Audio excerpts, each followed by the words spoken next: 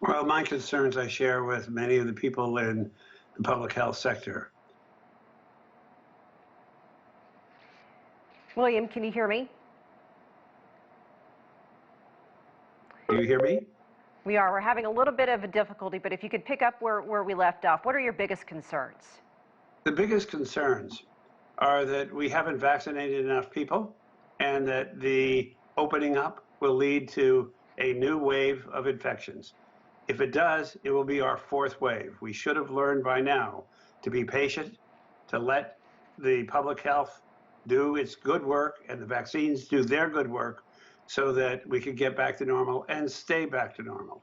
Well, what is your take on current vaccine efficacy against these newer variants we're seeing? Are drug companies already making adjustments and improvements to what is out there? Well, what we've learned is that the higher the effectiveness of the virus, the vaccine, the more antibodies your body makes, the more it can protect you, and for the longer time it can protect you from the original virus and from the variants. There is now a concerted effort not only to make vaccines that are directed directly toward the variants, but also to make sure that the vaccines that are being given get their maximum effect. That might mean for some people a third dose and eventually a fourth dose of the same vaccine. So we're looking at whether you need vaccines specific for the variant or you just want to get your immune system really revved up. A revved up immune system seems to be pretty effective against many of the variants, and that's relatively new data. At first we thought maybe not, but the higher the immunity, the better it is against all comers. So that's a good piece of news. What do you think? What don't we know about all of these variants? Is there an easy way to fight them? Because you really can't stop cross-border travel, even from state to state or country to country. So what can we do? Well, what we can do is maintain our public health measures. That's masking, social distancing, selective opening and very careful opening, not like what's happening in Texas, which I think is foolhardy to say the least.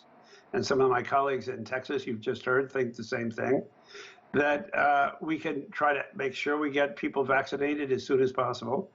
And I think that's what we have to do until we know the full scope of what these variants are. We know some of these variants can escape our vaccines when the vaccines begin to fade. We know that if you've been infected, you can be reinfected by some of these variants, and the infection is not necessarily mild. It can be much worse than the first infection. So you've got to be careful. We're not out of the woods yet. We want to be, but we're not. I think we can be. That's the good news. But we have to work to stay out of the woods and to get back to normal. So do new and evolving variants mean COVID-19 is here to stay? What issues aren't getting enough attention and should? Well, the first is, as we've talked before, is about public health. We need good public health. The second is to recognize that once you have protected your own country, you're at risk from infections from around the world.